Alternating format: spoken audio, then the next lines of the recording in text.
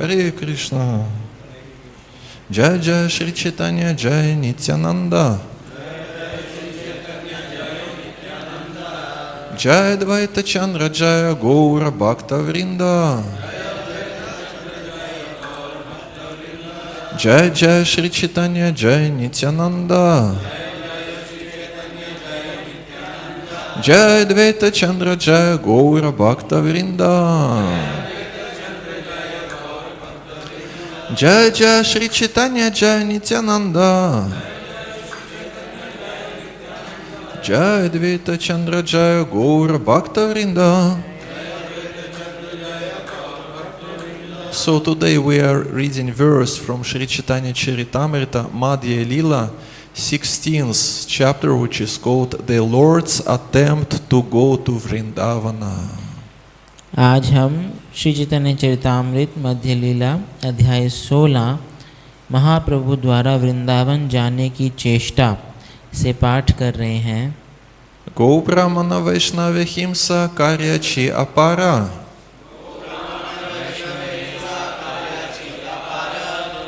Sei Papa Haitemura Hauka Nistara. Go Brahmana Vaishnava Himsa Karyachi Apara. Sei Papa Haitemura Hauka Nistara. Go Brahmana Vaishnava Himsa Karyachi Apara. Sei Papa Haitemura Hauka Nistara. Please.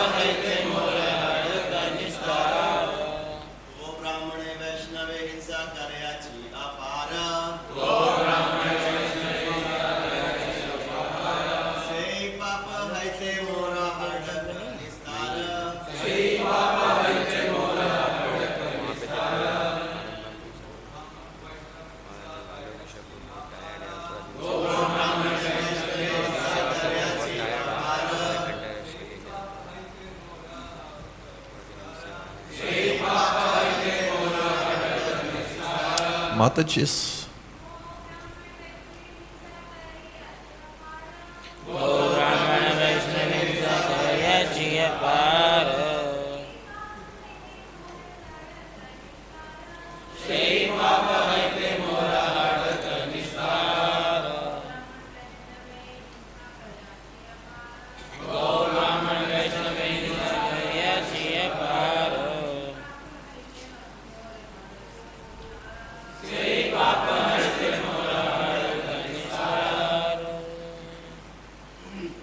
Okay, word by word translation, please. शब्दार्थ अनुवाद एवं तात्पर्य। कृष्ण कृपा मूर्ति अभय चरण अरविंद भक्तिवेदांत स्वामी श्रील प्रभुपाद जी के द्वारा श्रील प्रभुपाद की गो ब्राह्मण वैष्णवे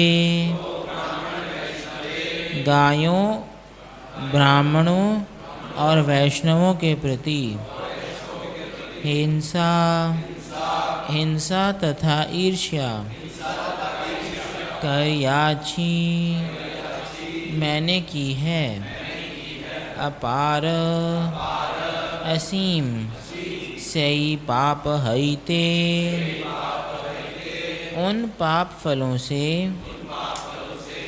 मोर मेरा हौक हो जाए निस्तार उद्धार।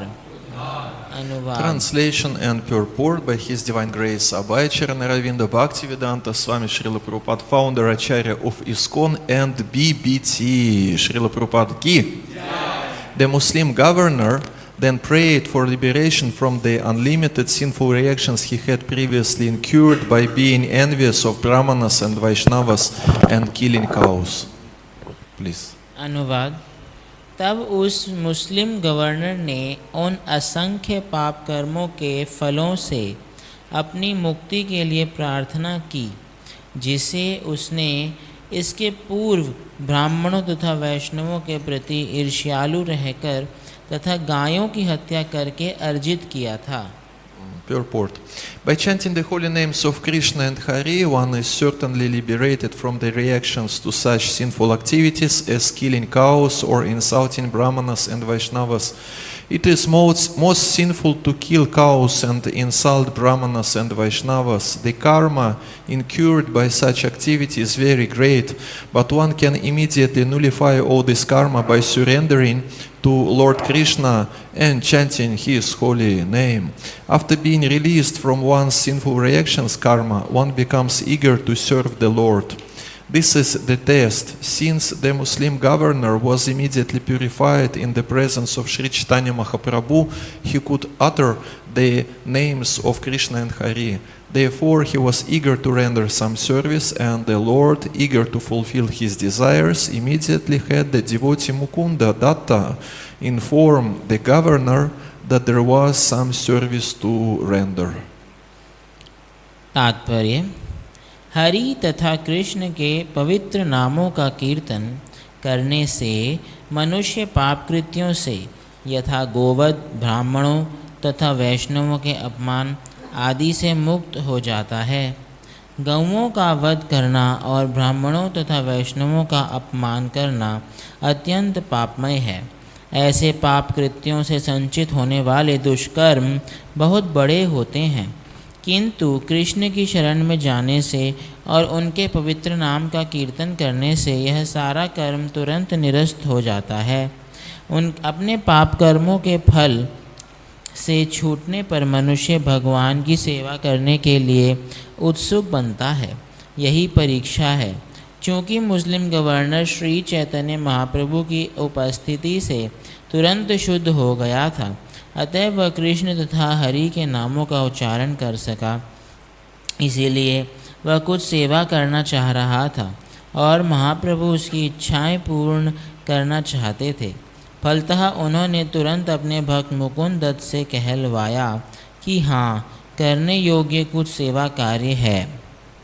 Om Agyanatimirandasya Gyananjana Shalakaya Chakshur Unmilitam Yena Tasmai Shri Gurave Namaha Shri Chaitanya Manokpishtam Stapitam Yena Bhutale Svarupa Kadama Yam Dadati Svapadantikam Vancha Kalpatarubhyascha Kripa Sinubhya Evacha Patitanam Pavanabhyo Vaishnavabhyo Namo Namaha Jai Shri Krishna Chaitanya Prabhu Nityananda Shri Advaita Gadadhara Shri Vasudeva Gaura Bhakta-vrinda Hare Krishna Krishna Krishna Krishna Hare Hare Hare Rama Rama Rama Hare Hare. So from today special week starts, Holy Name Week starts, when our spiritual masters and ISKCON leaders and different preachers, they emphasize the importance of chanting of holy names.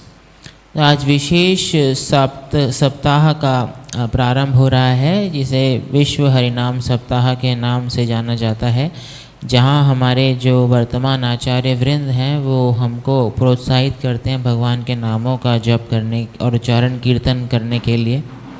And when we read Srila Prabhupada's books, almost on each and every page, anyway, this practice of chanting of holy names is emphasized or at least mentioned. और जब हम श्रील प्रभुपाद जी के पुस्तकों का अध्ययन करते हैं तो हम पाते हैं कि प्रत्येक पृष्ठ पर हरिनाम के कीर्तन पर बल दिया गया है, नहीं तो कम से कम उसका उल्लेख तो हुआ ही है।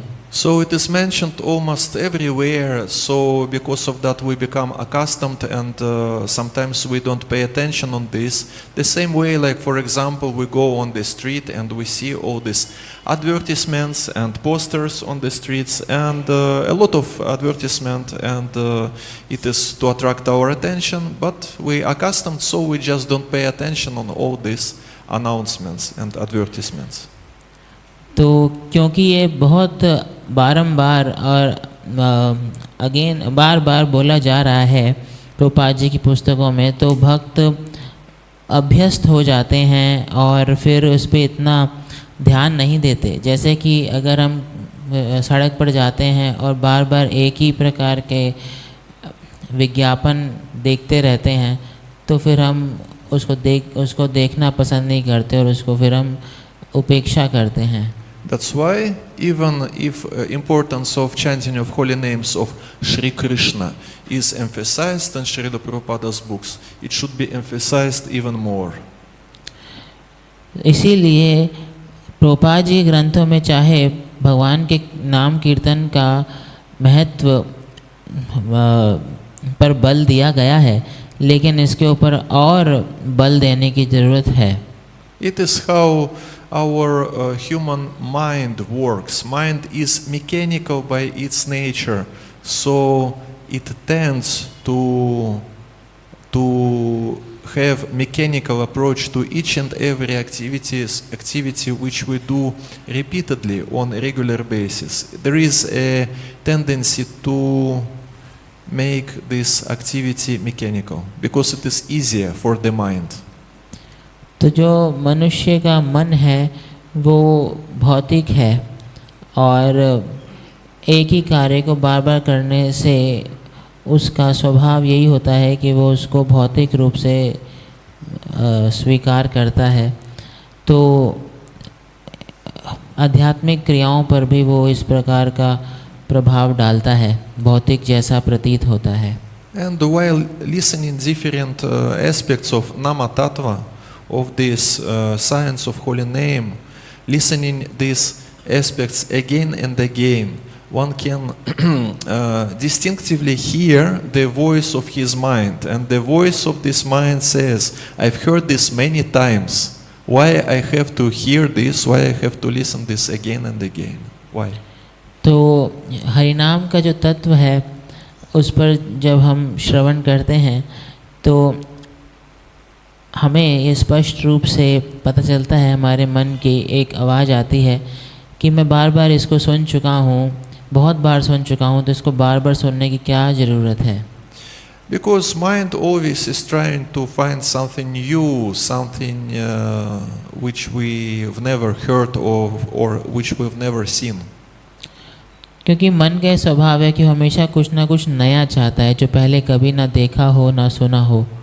So when we hear spiritual masters classes, we hear all the same things again and again, and but we should not feel like we're tortured by this process. Why? Because how we can do it? We can do it. We can become free from this feeling that we're tortured. We're forced to hear all the same things again and again. We can make ourselves free from this feeling if we listen these aspects not from mental platform, but from the platform of buddhi, intelligence. और इसीलिए जब हम गुरुजनों की कक्षाओं का श्रवण करते हैं तो एक ही प्रकार की बातें बार बार सुनते हैं, तो हमारे मन में ऐसे विचार आते हैं कि हम उब गए हैं, थक गए हैं। लेकिन हम इस प्रकार की भावनाओं से बच सकते हैं कि अगर हम मानसिक धरातल से ना सुने बल्कि बुद्धि के धरातल से श्रवण करें। And the level of intelligence, it means that I know that it is beneficial for my spiritual advancement, that I can grow spiritually, progress spiritually, even if externally this process looks like I repeat all the same things again and again. I chant the same mantra, I chant the same prayers, I read the same books. Externally it looks like all the same, but it is the same and it is not the same at the same time. तो बुद्धि के धरातल से श्रवण करने का अर्थ ये है कि हम जब श्रवण करते हैं तो हम इस भाव को स्वीकार करें कि चाहे ये चीज़ें बार बार मेरे को एक ही चीज़ बार बार करनी पड़ रही है, लेकिन ये मेरे आध्यात्मिक उन्नति के लिए बहुत ही अनुकूल है। इसलिए चाहे ये क्रियाएं या ये मंत्र या ये प्रार्थनाएं मेरे को रोज़ रोज़ प्रतिदिन बार बार भी करनी पड़े, परंतु इससे आध्यात्मिक उन्नति होगी, इसलिए मैं ये करूँगा। So it's quite important when we chant holy names to have so-called Abhina Buddhi. Abhina Buddhi. Buddhi means intelligence. Abhina means not different from. And Abhina Buddhi, it means particular type of consciousness when one understands that holy name is not different from Krishna. तो एक प्रकार की बुद्धि होती है, इसे बोलते हैं अभिन्न बुद्धि, जिसके द्वारा हम ये समझ पाते हैं कि भगवान का नाम और भगवान का जो दिव्य रूप है उसमें कोई अंतर नहीं है. So it is Abhina Buddhi, or it is spiritual intelligence, and at the same time materialistic intelligence always tell us that there is a difference between name and form. तो ये अभिन्न बुद्धि आध्यात्मिक बुद्धि होती है, और साथ में एक भौतिक बुद्धि भी होती है जो बार बार हमको ये बताने का प्रयास करती है कि भगवान का नाम और भगवान के दिव्य रूप में भेद है. The difference between these two intelligences is that according to our practical experience we can see that there is a person and there is his name, which we can read in his passport or ID or Aadhaar card or whatever, and this name is different from the person, it is not the same. तो हम देख सकते हैं अपने जीवन के व्यवहारिक अनुभव से भी कि कोई व्यक्ति होता है और उसका नाम होता है, तो नाम और व्यक्ति अलग अलग होते हैं, वो सेम नहीं होते. Or for example in Srimad Bhagavatam 10:2-36 there is one statement which is told by demigods. Demigods are speaking to Supreme Lord and they are saying one very important thing regarding this process of chanting of holy names. It is verse 10:2-36. दशम स्कंद के दूसरे अध्याय के 36वें श्लोक में देवी देवता भगवान के प्रति प्रार्थना करते हुए ये हरिनाम के उच्चारण के विषय में बहुत महत्वपूर्ण बात बताते हैं. O Lord, the demigods say, the impersonalists who are non-devotees cannot understand that your name is identical with your form. तो बताते हैं कि हे प्रभु, जो निराकारवादी होते हैं वो ये नहीं समझ पाते कि आपका जो दिव्य नाम है वो आपके दिव्य रूप से अभिन्न है, दोनों एक ही हैं. And Srila Prabhupada in his purport he writes that since the Lord is absolute, there is no difference between his name and his actual form. तो प्रभुपाद तात्पर्य में बताते हैं क्योंकि भगवान परम सत्य हैं, इसलिए उनके जो दिव्य रूप है और दिव्य नाम है उनमें कोई भेद नहीं है. In the material world there is a difference between form and name. The mango fruit is different from the name of the mango. तो भौतिक संसार में नाम और रूप में भेद होता है, जैसे कि आम का फल और आम शब्द दोनों में भेद है. One cannot taste the mango fruit simply by chanting mango, mango, mango. कोई आम के फल का आस्वादन नहीं कर सकता केवल आम आम आम का उच्चारण करके. But the devotee who knows that there is no difference between the name and the form of the Lord chant holy names and realizes that he is always in Krishna's company.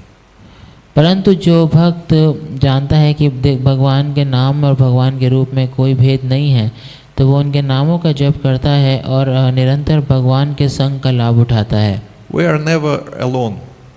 हम कभी भी अकेले नहीं होते. Supreme Lord is always with us. परम भगवान हमेशा हमारे साथ रहते हैं. And Srila Rupa Goswami in Nectar of Devotion he writes about different aspects of Vaishnava relationships, and one of the aspects is that these relationships should be based on so-called snigdha. Snigdha means that we should search for people who are like-minded people. तो श्री रूप गोस्वामी अलग अलग प्रकार के वैष्णव संबंधों का वर्णन करते हैं और उसमें से एक गुण होता है स्निग्ध. तो स्निग्ध गुण का अर्थ है कि एक प्रकार की मानसिकता से युक्त लोगों का संग करना.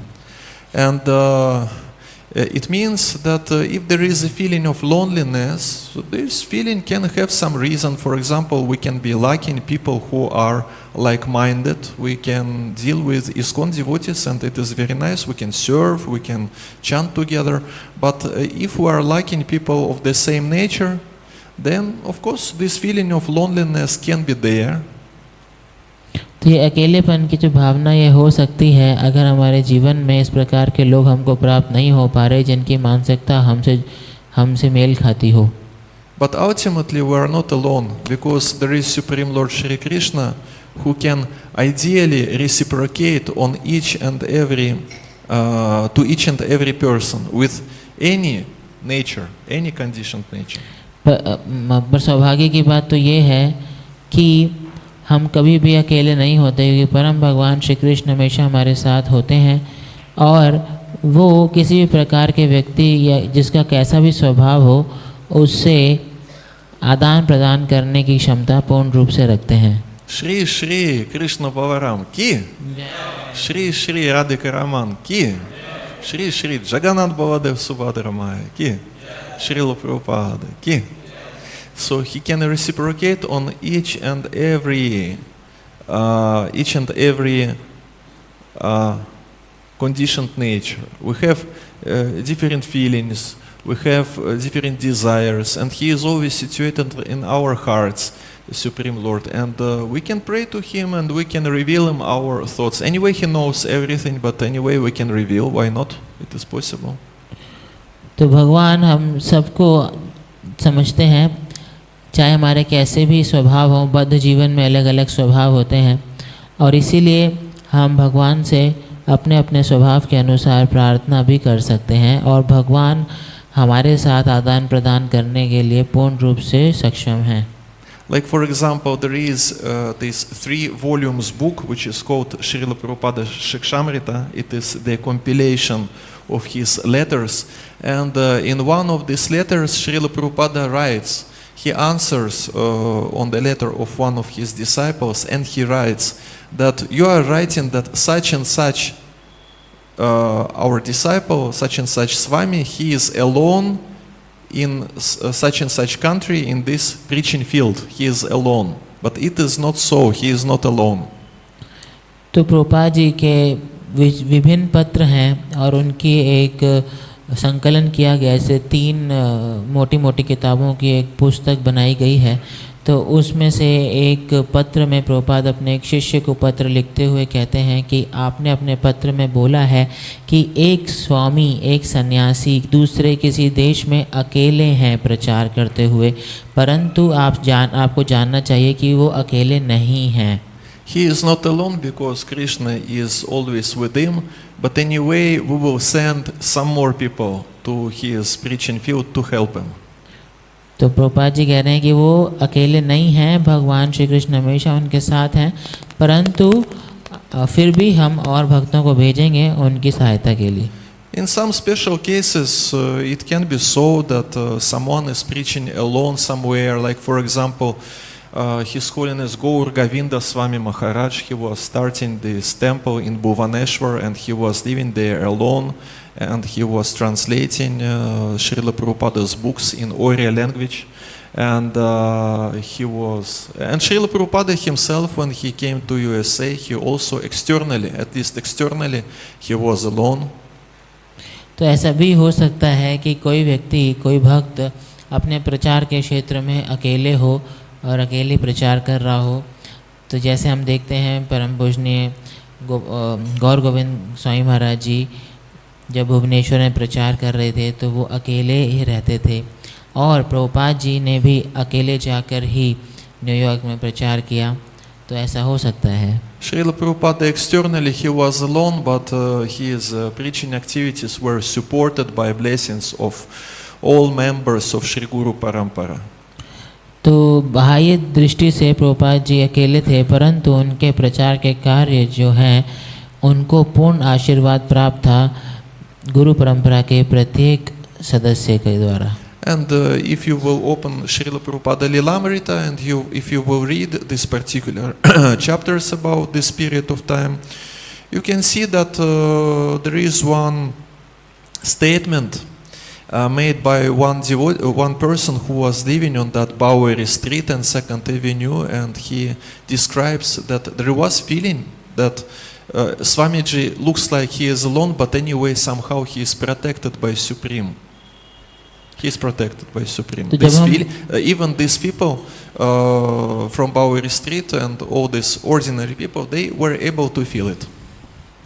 जब हम श्रील प्रभुपाद लीलामृत पढ़ते हैं और विशेष रूप से इस काल क्रम के बारे में जब हमें जानकारी मिलती है कि जब प्रभुपाद जी अकेले अमेरिका में प्रचार कर रहे थे बाउरी स्ट्रीट में, तो वहाँ के ही किसी एक व्यक्ति ने ये बोला है कि ऐसा दिल लगता था कि प्रभुपाद अकेले हैं, परंतु फिर भी हमें भी ऐसा महसूस होता था कि परम पुरुषोत्तम भगवान उनकी रक्षा कर रहे हैं।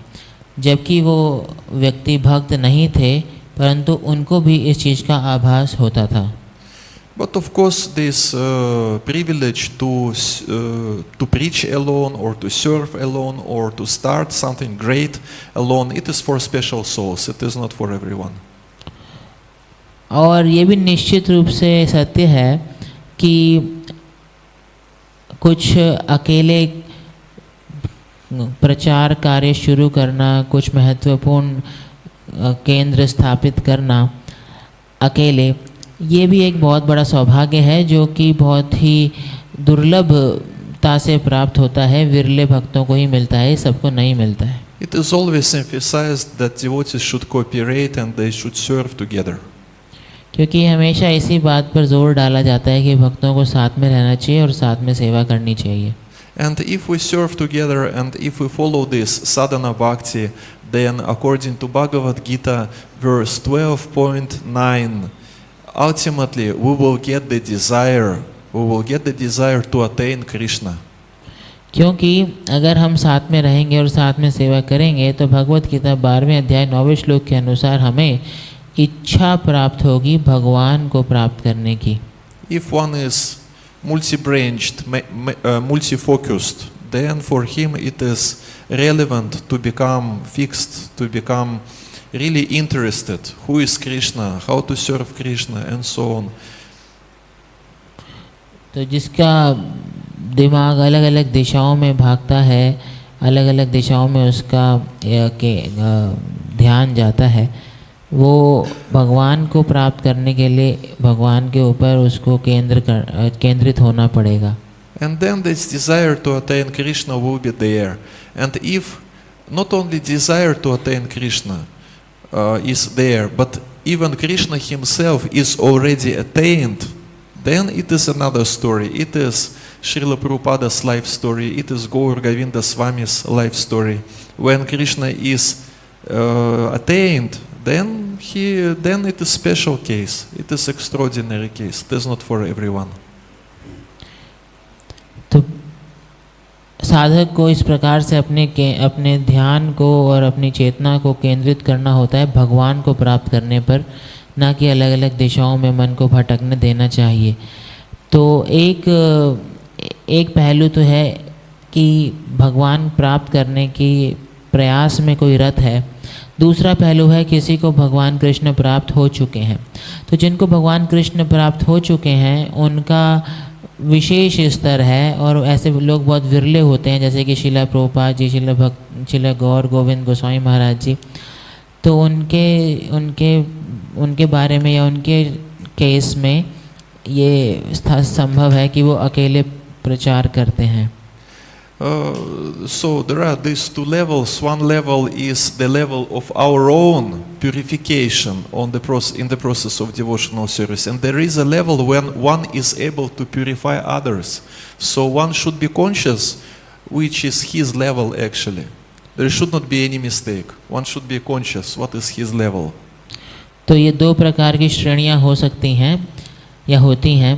पहली श्रेणी की भक्त अभी शुद्धिकरण की प्रक्रिया में है, दूसरी श्रेणी की अब भक्त पूर्ण रूप से शुद्ध हो चुका है और दूसरों को शुद्ध कर सकता है, इतना शक्तिशाली है। तो हमको ये जानना चाहिए कि हम किस श्रेणी में हैं। So this process of purification is described in today's verse. This Muslim governor became purified because of the association with Sri Chaitanya Mahaprabhu. तो ये जो शुद्धिकरण की प्रक्रिया है ये आज के श्लोक में वर्णन हुआ है कि जो मुस्लिम गवर्नर है वो शुद्ध हो गया महाप्रभु का संग प्राप्त करके। He was chanting holy names. भगवान के नामों का जप करने लगा। Hare Krishna, Krishna Krishna, Hare Hare, Hare Rama, Rama Rama, Hare Hare. So, what are the results of this purification? The result of this purification is this desire, Muslim governors' desire to render some service. It is very important symptom. तो शुद्धिकरण का क्या लक्षण होता है? शुद्धिकरण का लक्षण होता है कि हमारे हृदय में ऐसी इच्छा जागृत होती है कि हमें भगवान की कुछ सेवा करनी चाहिए। Because it is exactly what we are asking for when we chant holy names. Because this prayer is translated that, "O Krishna or Srimati Radharani, please engage me in devotional service." क्योंकि जब हम भगवान के नामों का जप करते हैं तो हम यही प्रार्थना कर रहे हैं कि हे प्रभु भगवान श्री कृष्ण, हे राधा रानी, कृपया अपनी सेवा में मुझे लगाइए। So it is the expected result. We chant holy names, and if we mean what is expected, if we mean this exact translation of this Mahamantra, if it is not so that we chant holy names, but we mean something another, then the expected result is that this desire to render some service will be there. तो जब हम भगवान के नामों का जप करते हैं तो यही उसका प्रार्थना का, इस जप का अर्थ ही यही है कि हम भगवान से सेवा की याचना कर रहे हैं। तो अगर भगवान की सेवा प्राप्त होती है हमको भगवान के नाम का जप करने के माध्यम से, तो हमारी प्रार्थना सुनी जा रही है। So when we are speaking about the translation of this Mahamantra, please engage me in devotional service, or please give me devotional service, there are at least two meanings of this statement. One of these is, please engage me practically, please give me some practical seva. It is one meaning, and another meaning which is also important is to please engage me in devotional service, please give me this mood of service, desire to serve. तो जब हम भगवान के नामों का जप करते हैं और उसका अर्थ इस प्रकार से होता है कि कृपया मुझे अपनी सेवा प्रदान कीजिए, तो इसके दो अर्थ हो सकते हैं। पहला कि भगवान कृपया करके आप मुझे अपनी व्यावहारिक सेवा दीजिए जिसके द्वारा मैं अपनी इंद्रियों को आपकी सेवा में लगा सकूं। और दूसरा अर्थ हो सकता है कि हे प्रभु आप मुझे सेवा की भावना दीजिए, सेवा की इच्छा दीजिए, ताकि मैं बहुत ही अच्छे चेतना से आपकी सेवा कार्य को संपन्न कर सकूं। And as we can see, Supreme Lord reciprocated to this Muslim governor in both ways. Means because of Supreme Lord who is situated in everyone's heart, because of him, this Muslim governor has got the desire to serve. And because of him also, the devotee which is called Mukunda Datta, assisted this Muslim governor to do some practical devotional service. तो हम देख सकते हैं यहाँ पर भगवान श्री चैतन्य महाप्रभु ने इस मुस्लिम गवर्नर की दोनों प्रकार से सेवा की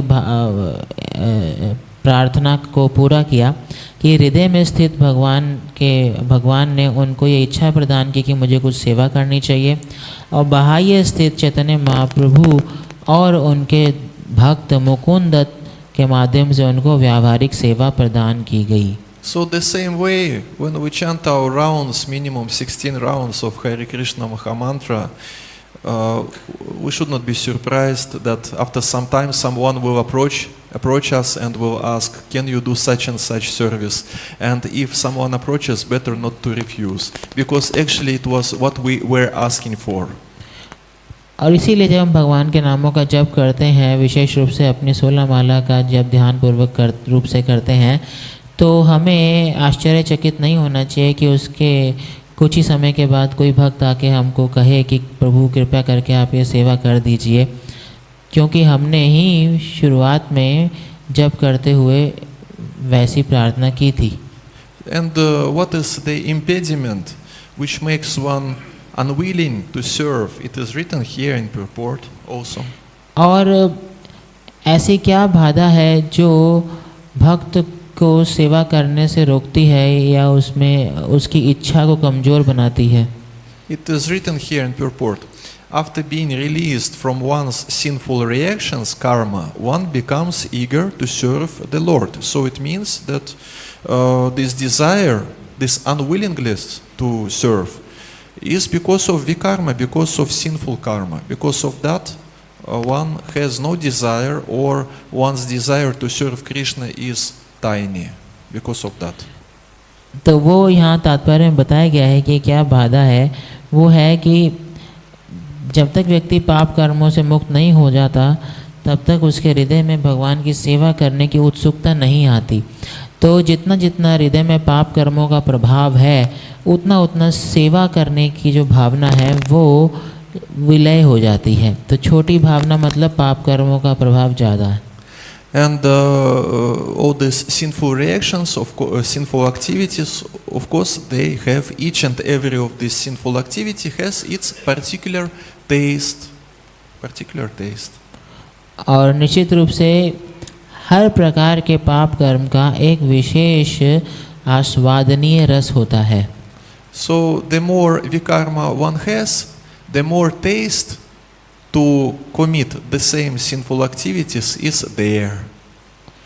और इसीलिए जितना पाप कर्म इकट्ठा हो रखा है उतना ही ज़्यादा रस व्यक्ति को होगा जो उसको प्रेरित करेगा बार बार उस पाप को करने के लिए। So in Nectar of Instruction, Srila Prabhupada mentions this practice, so-called practice, which takes place in Christian churches when each and every Saturday or Sunday people come and they inform priest about their sinful activities during the week, and then then priest, he says, okay, now you are forgiven, but don't do these things anymore. But anyway, because of weakness of the heart, he does the same things again, and he comes the next Saturday or Sunday and makes the same priest happy to know what are the news from his sinful life. तो उपदेश अमृत में प्रभुपाद इसका वर्णन करते हैं कि किस प्रकार से पाश्चात्य जगत में लोग पाप कर्म करते हैं और फिर संडे को जाते हैं चर्च में और वहाँ जाके अपना अपने पापों को स्वीकार करते हैं फादर के सामने, प्रीस्ट के, चर्च के पुरोहित के सामने, और वो कहते हैं कि ठीक है, आपसे जो पाप हुआ आपको हम क्षमा करते हैं, पर अब दोबारा से आप ये पाप मत कीजिएगा। लेकिन हृदय की दुर्बलता के कारण वो फिर से वो पाप करते हैं और फिर से अगले संडे को जाके अपने पापमय जीवन की खबरें उनको सुनाते हैं। And each and every cycle or each and every week when this person comes to the priest and informs him about these sinful activities and then commits again the same things, this weekly cycle, it only increases the tendency to commit sinful activities. It is like we put fuel in fire and expect that maybe there will be no fire, but fire becomes even more. It becomes bigger and bigger. तो जो इस प्रकार की प्रक्रिया हर हफ्ते होती है, और ऐसे बार बार इस प्रकार की प्रक्रिया होने से क्या होता है कि हृदय में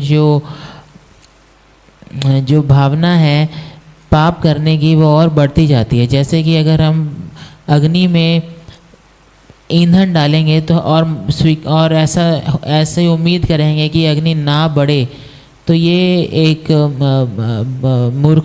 मूर्खता है, क्योंकि अग्नि तो ईंधन डालने से बढ़ेगी।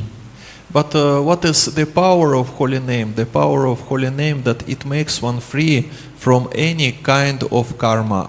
Aprarabdha karma, prarabdha karma, bija, kutam, phalam, any kind of karma is burned in flame, in fire of holy names. परंतु हरिनाम की क्या शक्ति है? हरिनाम की शक्ति है कि वो किसी प्रकार के भी पाप कर्म का विनाश कर सकता है। उसकी अग्नि में सभी प्रकार के अलग अलग पाप जो होते हैं, प्रारब्ध, वो सभी जो हैं जलकर खाक हो जाते हैं।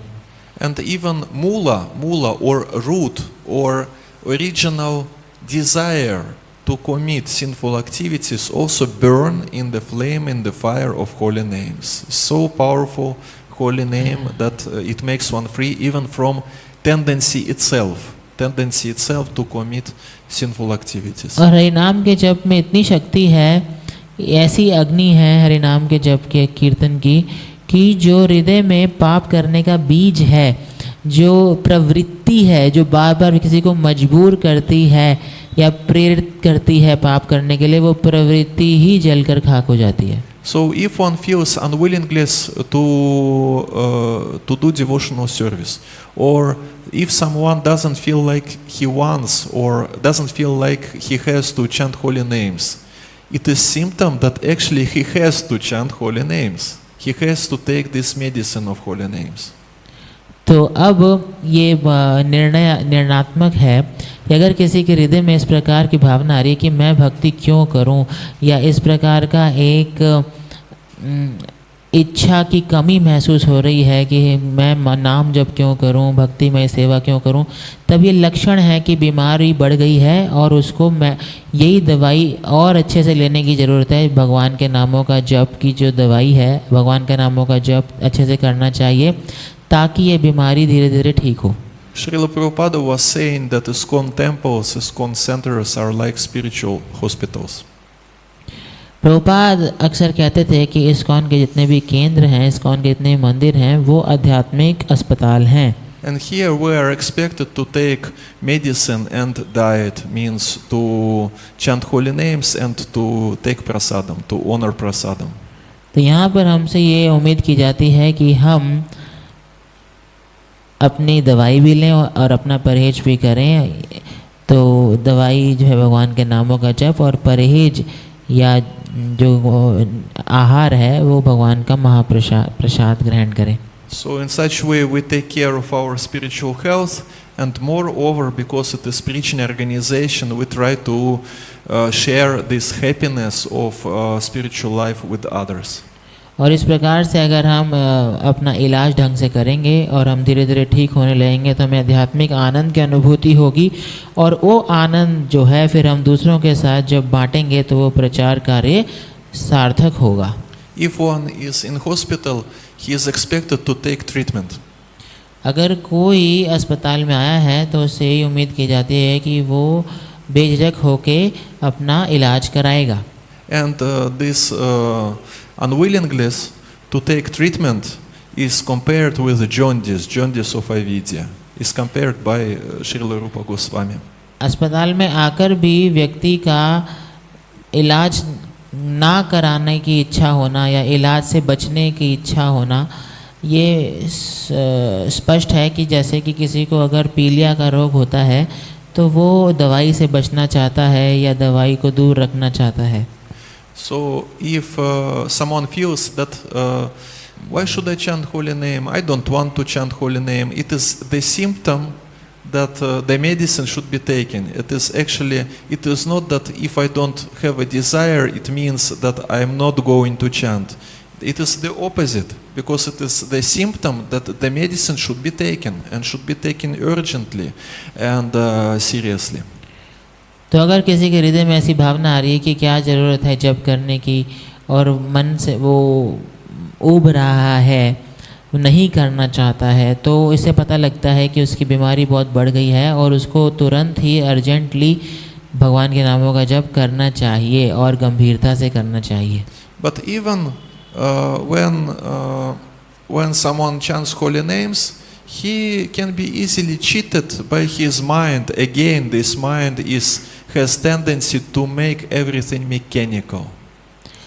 परंतु अब कोई मान लीजिए जोर लगाकर भगवान के नाम का जप करना शुरू भी कर दे, परंतु जप करते समय भी ये जो मन है ये उसको धोखा दे सकता है, क्योंकि मन के पास असीम शक्ति है किसी भी चीज़ को जड़ीकृत करने का.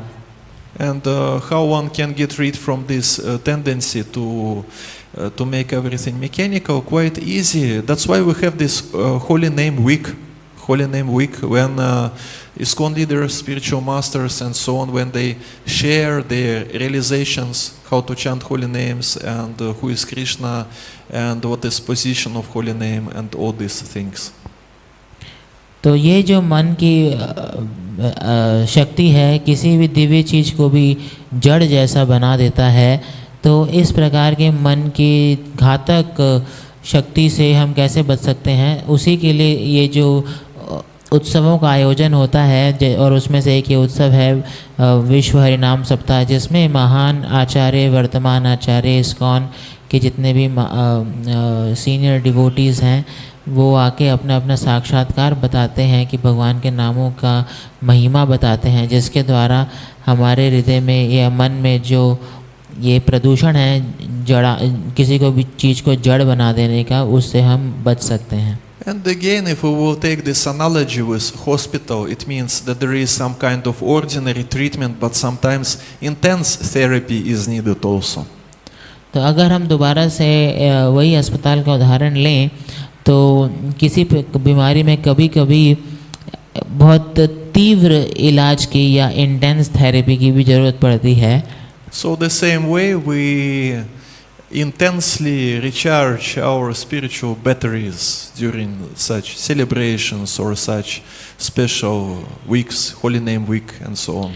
तो उसी प्रकार से हम इस उत्सवों के माध्यम से या जैसे विश्व हरिनाम सप्ताह है, ऐसे उत्सवों के माध्यम से हम बहुत तीव्र रूप से अपने आध्यात्मिक बैटरी को रिचार्ज करते हैं, इंटेंस थेरेपी लेते हैं और बहुत तीव्रता से अपना आध्यात्मिक स्वास्थ्य बढ़ाते हैं।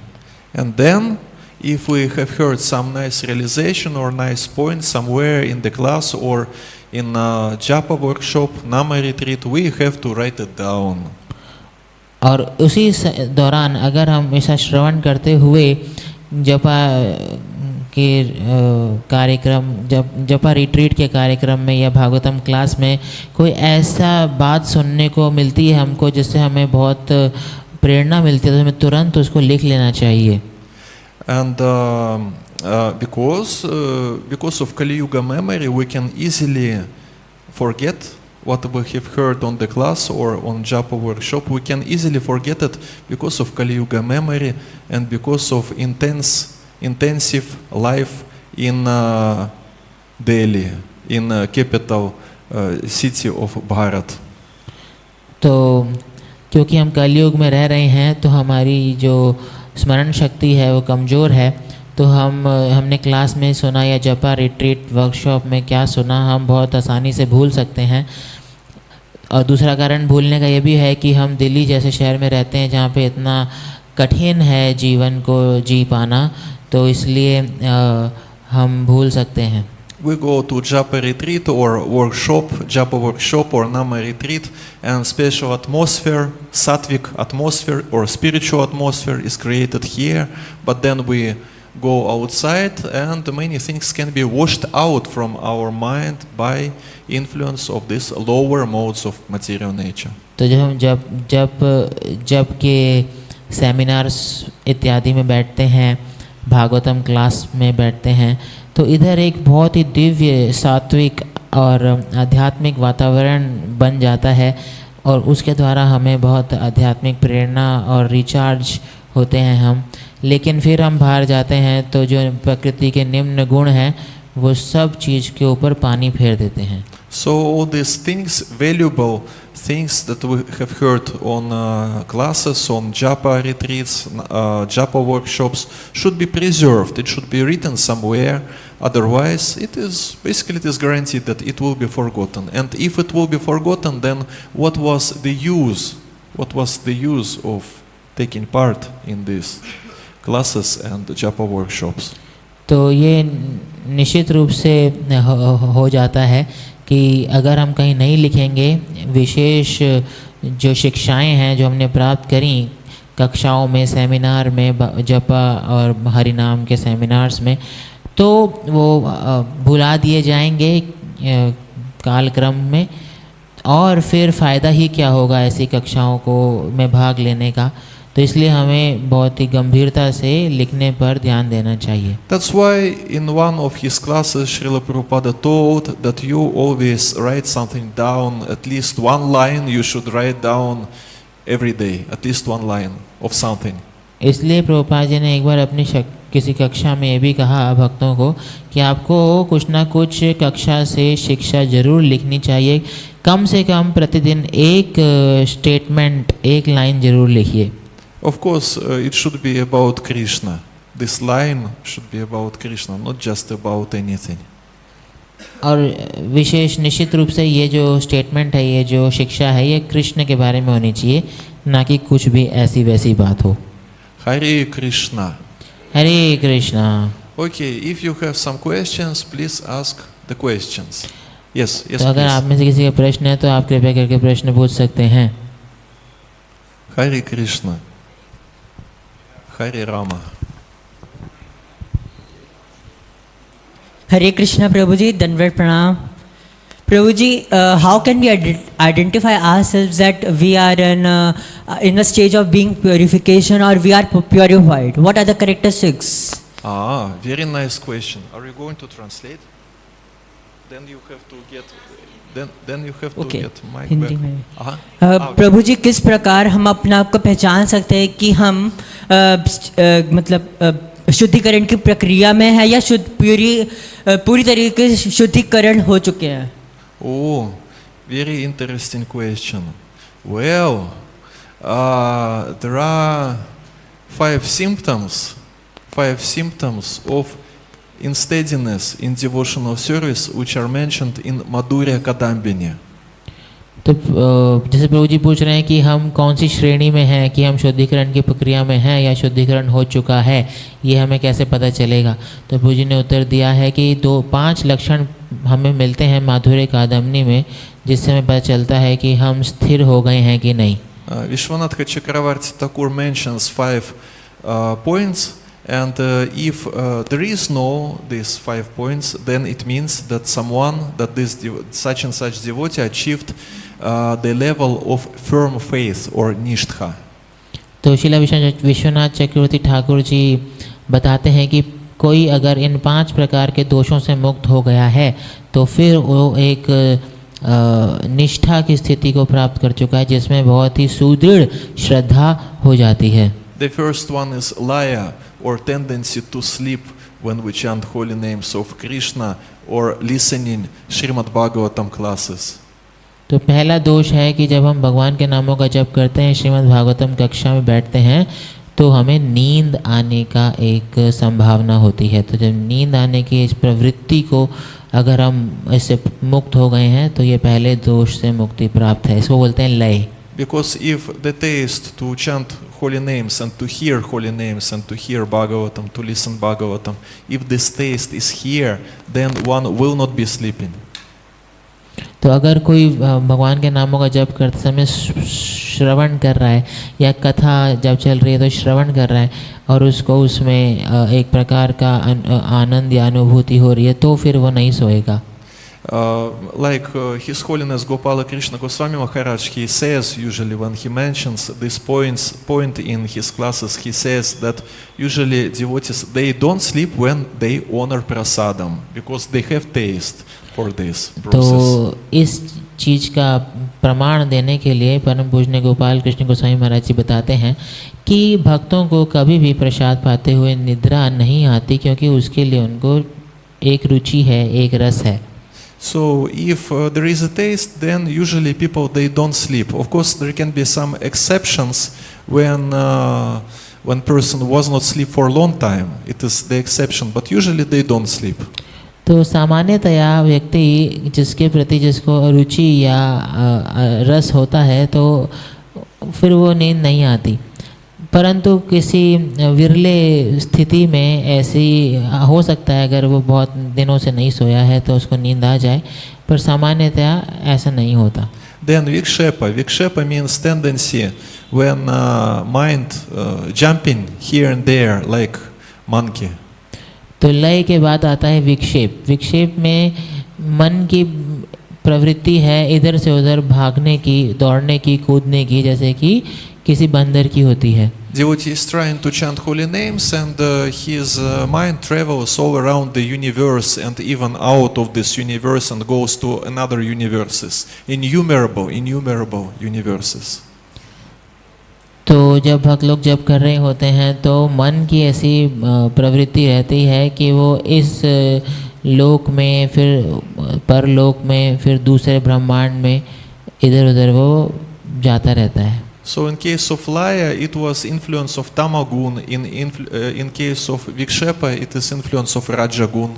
तो लय के समय तमोगुण का प्रभाव होता है और विक्षेप में रजोगुण का प्रभाव होता है। Then we also have apratipati or indifference, when mind doesn't jump and there is no tendency to sleep, but just one is not so much interested. He has to chant holy names, but he is not so much interested to do it. He does it because he promised this to his spiritual master, but indifference is there. तो तीसरा दोष होता है अप्रतिपत्ति, जिसमें लय भी नहीं है, विक्षेप भी नहीं है, नींद भी नहीं आ रही है, मन भी नहीं भाग रहा है, लेकिन फिर भी एक अरुचि है, इंटरेस्ट की कमी है, भगवान के नाम जप करने में कोई रुचि की अनुभूति नहीं हो रही है। धक्का मार के व्यक्ति कर रहा है क्योंकि उसने अपने गुरु को वचन दिया था, लेकिन उसकी पर्सनल कोई इच्छा जैसी नहीं है। Then we also have Kashaya and Rasasvada. Kashaya means some sinful tendencies. Usually it is tendency to become angry or lusty or greedy. तो चौथा दोष है कषाय, जिसमें क्या होता है कि हृदय में ऐसी भावनाएं होती हैं, ऐसी प्रवृत्तियां होती हैं जिसके द्वारा पाप करने का संभावना होती है, जैसे कि कामुक बनने की प्रवृत्ति, क्रोधित बनने की प्रवृत्ति, लोभ होने की प्रवृत्ति। And rasasvada means when some kind of materialistic sense enjoyment is available, then this person automatically, automatically becomes attracted, and all his attention or her attention immediately is there.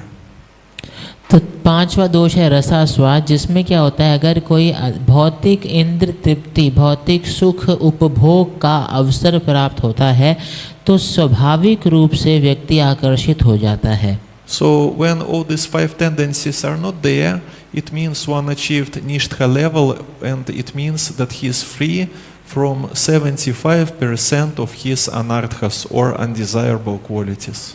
तो जब ये पांच प्रकार के दोष नहीं हो रह जाते तो ये समझा जाना चाहिए कि भक्त निष्ठा की स्थिति पे आ गया है, जहाँ पे सुदृढ़ श्रद्धा प्राप्त हो गई और 75% व्यक्ति अपने अनर्थों से मुक्त हो गया है। But of course 25% are still remaining here. पर फिर भी 25% रह जाते हैं।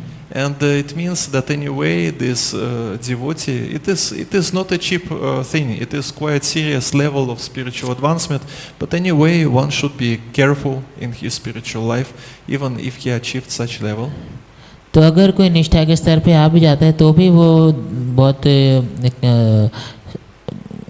इसमें ध्यान रखता है, अलर्ट रहता है, क्योंकि कुछ भी हो सकता है। And actually Srila Prabhupada wants all of us to achieve this level and even more, because he writes in his books that it is dangerous to remain on neophyte level. That's why it is important to achieve at least Madhyama Adhikari level, which starts from Nishtha. तो प्रभुपाद निश्चित रूप से अपने सभी भक्तों से चाहते हैं कि वो निष्ठा के स्तर पर आएँ। बार बार अपनी पुस्तकों में उन्होंने ये कहा है कि कनिष्ठ अधिकारी के स्तर पर आना बहुत खतरनाक है, इसलिए भक्तों को मध्यम अधिकारी के स्तर पर आना चाहिए, जो कि निष्ठा से ही शुरू होता है। It is quite dangerous to remain neophyte, to be attached to some neophyte conceptions, neophyte habits and all these things, because because it is not stable position. One can be dragged away by some material desires and other things. It is not guaranteed. कनिष्ठ अधिकारी के स्तर पर रहना बहुत खतरनाक होता है, क्योंकि उस स्तर पे कोई भी चीज़ स्थिर नहीं होती है, बहुत इच्छाओं का प्रवाह होता है और भक्त उस इच्छा के प्रवाह में बह सकता है। That's why Srila Prabhupada always emphasizes the importance of sadhana, importance of all these simple things like waking up early in the morning, chanting holy names and so on, just because first of all we have to become stable. इसलिए प्रभुपाद जी ने बहुत बार साधना के ऊपर जोर डाला है। जो सरल चीज़ें हैं जैसे सुबह जल्दी उठना और साधना भक्ति के अंगों का पालन करना, क्योंकि सबसे पहली बात है और सबसे मुख्य बात है कि हम सबको स्थिरता प्राप्त करनी है, stability. So if this level is achieved, then, but in case if someone is empowered, not just whimsically, but if someone is empowered, then he can help others to become purified by different means. But if he is empowered, it is quite important because 25% of anarthas are still there, so this chance to do something out of false ego is still there. तो ये बहुत ज़रूरी है कि जब तक हम खुद स्थापित नहीं, स्टेबल नहीं हो जाते, तब तक हमको दूसरों को शुद्ध बनाने की प्रक्रिया से बहुत ही सावधानी से बचना चाहिए, या करें भी तो बहुत सावधानी से करें। परंतु अगर कोई विशेष रूप से आवेशित है, आवेश प्राप्त किया हुआ है, एम्पावर्ड है, तो उसकी बात अलग है। And even if one is not on Nishtha level anyway, he can help others somehow. But again, in case if he is empowered and if he himself is under someone's guidance, someone's qualified guidance. और दूसरी ओर अगर कोई निष्ठा के स्तर पे नहीं भी है, परंतु अगर वो किसी भक्त के योग्य मार्गदर्शन में प्रचार कर रहा है, तो वो दूसरों को शुद्ध बनाने के प्रक्रिया में एक माध्यम बन सकता है। But again, our ability to help others depends on what actually we can, what actually we know. We can give only what we have, you know. दूसरों की मदद करने की प्रक्रिया में, दूसरों को भगवान की भक्ति में आगे बढ़ाने की प्रक्रिया में हम उतनी ही मदद कर सकते हैं जितना कि हम खुद योग्य हैं। हम किसी को वही दे सकते हैं जो हमारे पास खुद होता है। Hare Krishna. And now we are going to take prasadam upstairs, right? तो हरे कृष्णा, और अब हम ऊपर जाके भगवान के प्रसादम की सेवा करेंगे। Right? Am I right? We are going to have prasadam upstairs, right? Yes. Okay, good. Shri Chaitanya Charitamrita ki jai. Srila Prabhupada ki jai. Hare Krishna. His Grace Madam Murari Prabhu ki